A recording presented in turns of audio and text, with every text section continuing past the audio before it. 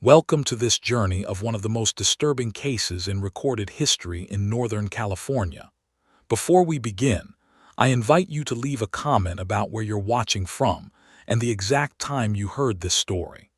We're interested in knowing where and at what times of day or night these documented accounts arrive. In the harsh winter of 1895, the isolated farming community of Redwood Valley, California, became the center of what would later be recognized as one of the most methodical series of disappearances in American criminal history. 7 men, all successful residents of the valley, vanished without explanation over the course of 18 months. What connected these cases was not immediately apparent to local authorities, who initially attributed them to the common hardships of frontier life. At the heart of this mystery stood Catherine Morrison, a widow of 34 years who had arrived in Redwood Valley during the spring of 1894. She presented herself as recently bereaved, seeking a quiet place to rebuild her life after the death of her husband in a railway accident in San Francisco. Catherine rented a modest farmhouse on the valley's outskirts, approximately 3 miles from the nearest neighbor, and quickly established herself as an invaluable member of the community. Catherine possessed an extraordinary combination of domestic skills that made her indispensable to her neighbors. Her knowledge of herbal remedies was extensive, her cooking was exceptional, and her manner with the sick demonstrated unusual empathy and effectiveness. Dr. Edward Bennett, the valley's only physician, would later describe her as possessing medical knowledge that rivaled his formal education, particularly in the treatment of common ailments and the preparation of natural remedies. The first man to disappear was Henry Parker, a grain merchant who owned substantial farmland and operated a successful trading business throughout Northern California. Parker, 43 years old, had been widowed for 4 years following his wife's death from consumption. He had no immediate family and had built his wealth through careful business management and strategic land acquisitions during the agricultural expansion of the 1880s. Parker's courtship of Catherine began in late June 1894 and proceeded with an intensity that surprised even his closest business associates. Previously known for his reserved demeanor and practical approach to life, Parker became almost euphoric during the summer months, speaking constantly of his plans for marriage and expressing confidence that he had finally found the companion who would complete his life. The local storekeeper, Samuel Wright, maintained detailed records of customer purchases that would later provide crucial insight into the progression of their relationship. Parker's buying patterns shifted dramatically during the summer of 1894, moving from strictly practical purchases to expensive fabrics, imported delicacies, and luxury items that reflected his efforts to court Catherine with gifts far beyond typical rural standards. Their wedding took place on November 22, 1894, in a private ceremony at Catherine's farmhouse. Only 3 witnesses attended the service: Dr. Bennett, who performed the ceremony in the absence of a traveling minister, Samuel Wright, and Margaret Reynolds, an elderly woman who served as the valley's midwife and informal social coordinator.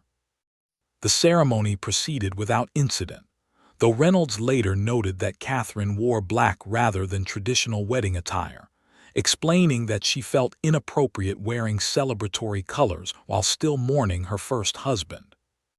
Following the wedding, Parker moved his personal belongings to Catherine's farmhouse, but initially maintained his separate business operations. During the winter months, neighbors occasionally observed him working around the property or traveling to town for supplies. However, by February 1895, these sightings had become increasingly rare, and Parker's absence from community activities became noticeable. When Wright inquired about Parker's whereabouts during one of Catherine's visits to purchase supplies, she explained that her husband had been contacted by business associates in Oregon regarding extraordinary opportunities in timber investments. According to Catherine, the opportunity required immediate capital investment and personal supervision, compelling Parker to liquidate his California assets and travel north to secure his participation in the venture. To support this explanation, Catherine produced a letter allegedly written by Parker and postmarked from Portland, Oregon. The correspondence described remarkable profit potential in Oregon timber and instructed Catherine to sell his remaining California holdings and prepare to join him once he had established their new enterprise. The letter indicated that the initial development phase might require considerable time, as the timber venture demanded his complete attention and involved working with investors who required careful relationship management. Dr. Bennett examined the letter when Catherine showed it to him and found the handwriting appeared consistent with samples of Parker's writing he had previously seen on business documents. However, something about the letter's content troubled the physician, though he could not immediately articulate his concerns.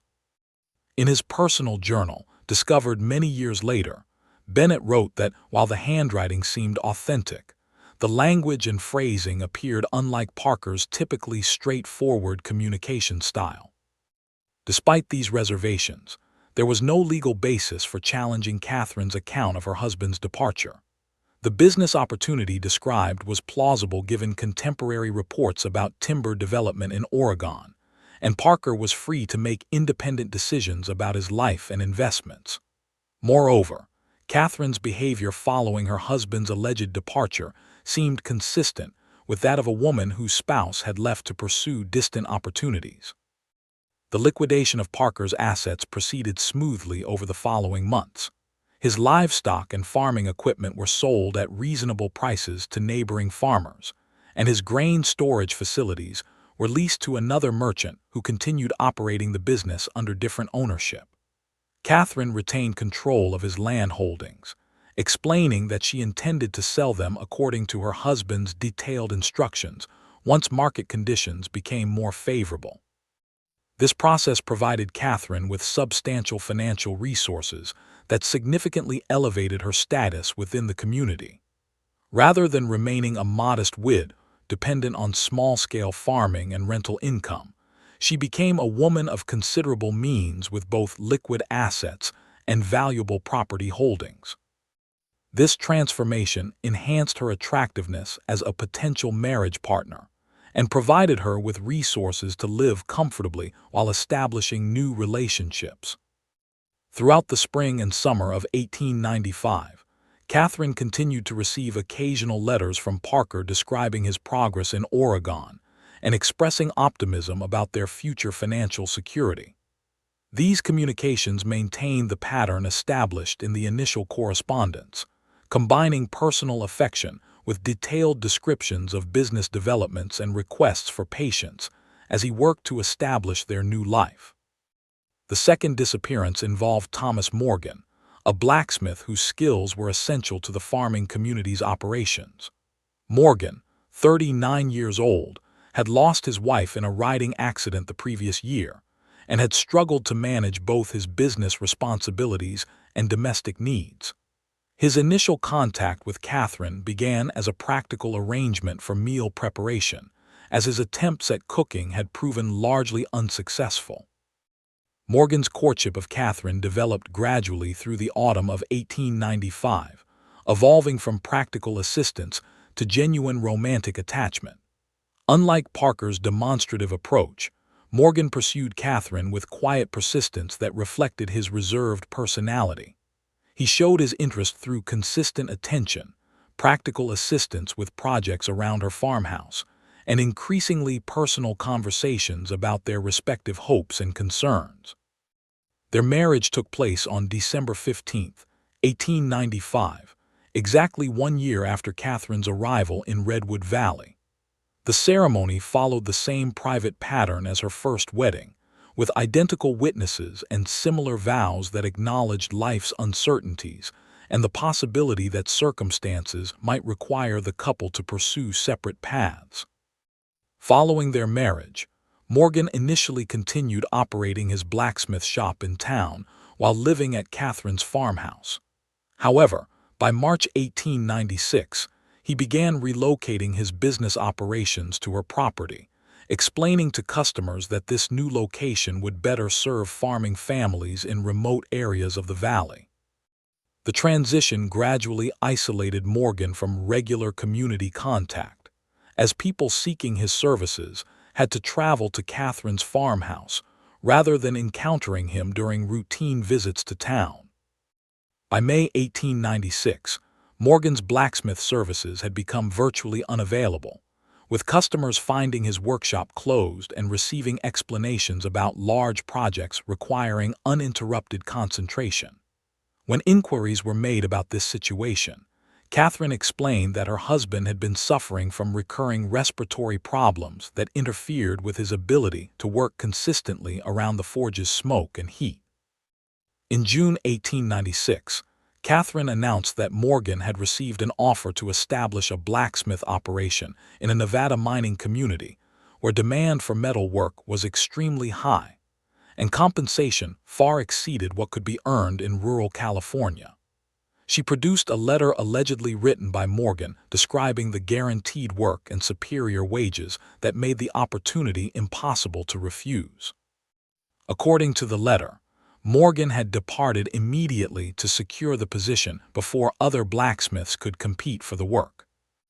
Dr. Bennett noted in his journal that Morgan's departure followed a remarkably similar pattern to Parker's alleged journey to Oregon.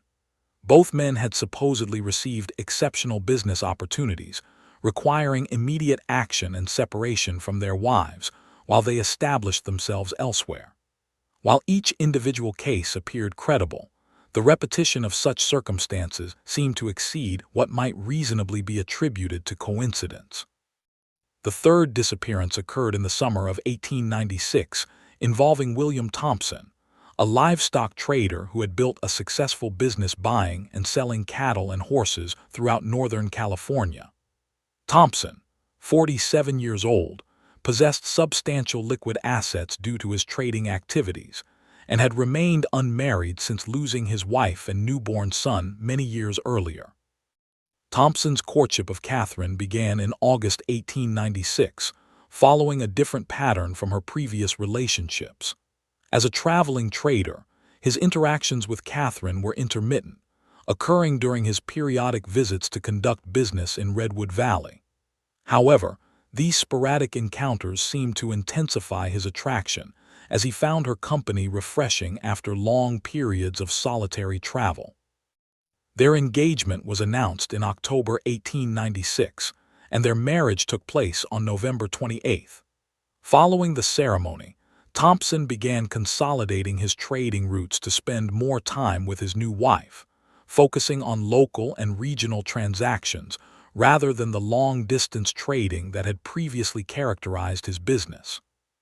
By February 1897, Thompson had ceased his trading activities entirely, explaining to business associates that he was evaluating opportunities for large-scale livestock investments that would provide superior returns with less travel.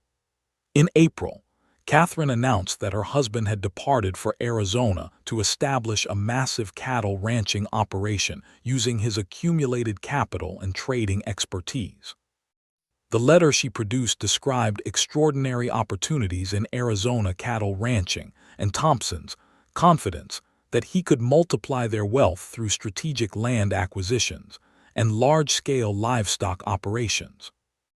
The fourth man to disappear was Charles Richardson, a traveling merchant who specialized in selling manufactured goods from San Francisco to rural communities throughout California.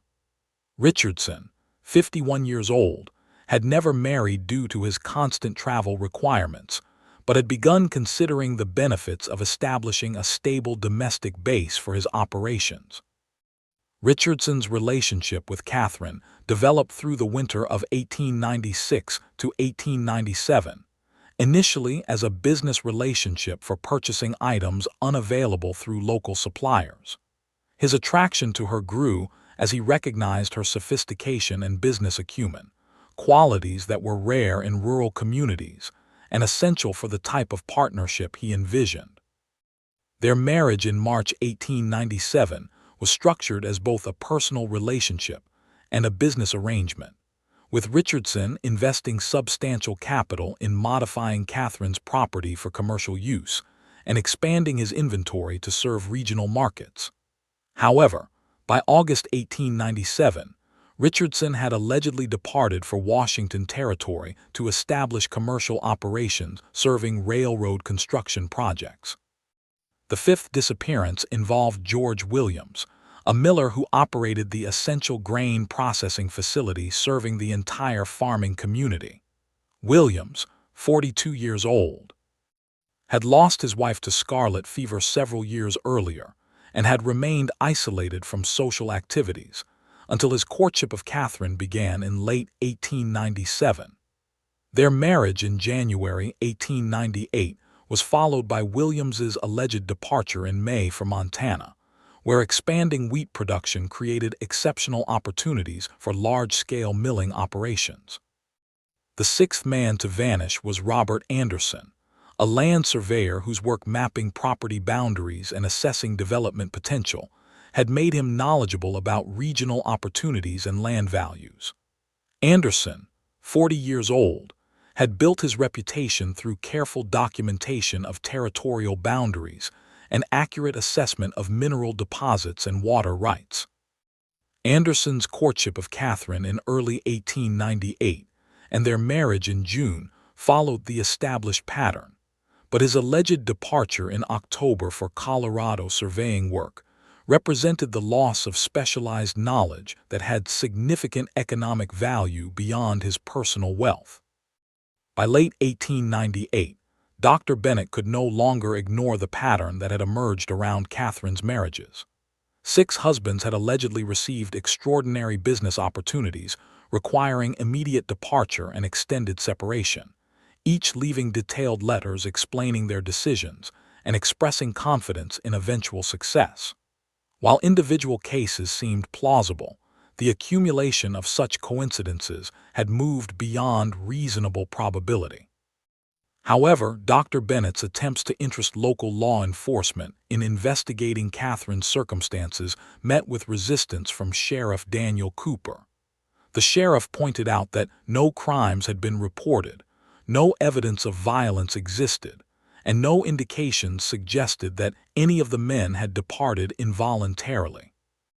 Each husband had apparently left authentic correspondence explaining his departure, and Catherine possessed extensive legal documentation justifying her successive remarriages. The seventh and final case would prove fundamentally different from the previous disappearances. Jonathan Matthews, a traveling preacher who served isolated farming communities, began courting Catherine in the spring of 1899. Unlike her previous husbands, Matthews's religious background made him sensitive to spiritual irregularities that others had not noticed. Matthews's courtship was notable for its brevity and intensity, leading to their marriage in June 1899 after only 6 weeks of acquaintance. He explained that extensive prayer had convinced him of divine guidance to marry Catherine and establish a permanent religious mission in Redwood Valley. However, within 2 months of their marriage, Matthews began expressing concerns about spiritual irregularities in his wife's behavior. His religious training had taught him to recognize signs of deception, and he noticed patterns that troubled his conscience. These concerns initially focused on Catherine's possession of books and materials that seemed inconsistent with conventional religious practices, her extensive knowledge of herbal preparations that exceeded normal domestic requirements, and her apparent familiarity with practices that had spiritual implications beyond simple folk medicine. More significantly, Matthews began discovering personal belongings throughout the property that belonged to Catherine's previous husbands. These items included distinctive clothing, jewelry, tools, and documents that should have been taken when the men allegedly departed for distant opportunities. The presence of these objects contradicted the carefully constructed narrative of voluntary departures that had explained each previous disappearance. Most disturbing to Matthews was his observation of Catherine's correspondence activities. He noticed her writing letters that appeared to be responses to communications from her previous husbands, but he never saw her receive any incoming mail from these men. When he questioned this apparent inconsistency, she provided explanations about irregular mail delivery and the practice of writing responses in advance to be ready when opportunities arose to send them. Matthews's suspicions intensified when he discovered what appeared to be draft versions of letters allegedly written by her previous husbands, including correspondence that Catherine had previously presented as evidence of their voluntary departures. These drafts contained corrections and revisions in her handwriting, suggesting that she had composed the letters herself while attempting to mimic each man's writing style. When Matthews confronted Catherine about these discoveries, her behavior toward him changed dramatically. Rather than providing explanations or attempting to address his concerns, she began engaging in systematic intimidation designed to make him question his perceptions and memory. She started preparing separate meals for him, claiming special dietary considerations for his religious work. But these meals often left him feeling disoriented and unable to concentrate effectively. Matthews also noticed his personal belongings being moved or rearranged in ways that seemed calculated to make him doubt his memory and mental stability. Books disappeared from their usual locations. Documents were found in unexpected places, and his personal effects were reorganized in patterns that suggested deliberate manipulation rather than casual housekeeping.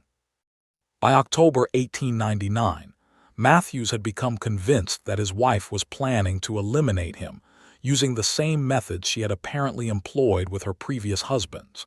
His religious convictions prevented him from simply abandoning his marriage, but he began documenting his discoveries and seeking guidance about how to address his increasingly dangerous situation.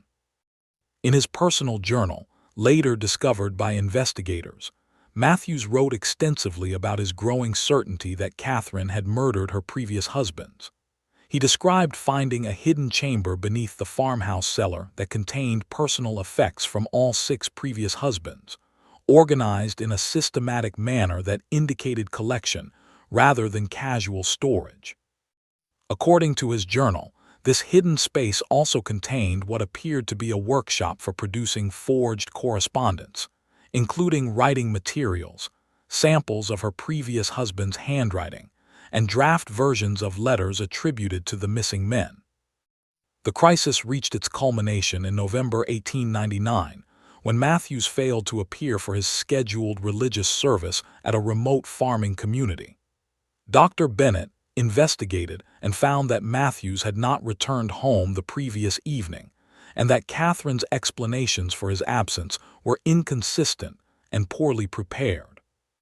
Unlike her previous cases involving carefully documented voluntary departures for exceptional business opportunities, Catherine's account of Matthews's disappearance lacked the meticulous preparation that had characterized her earlier deceptions.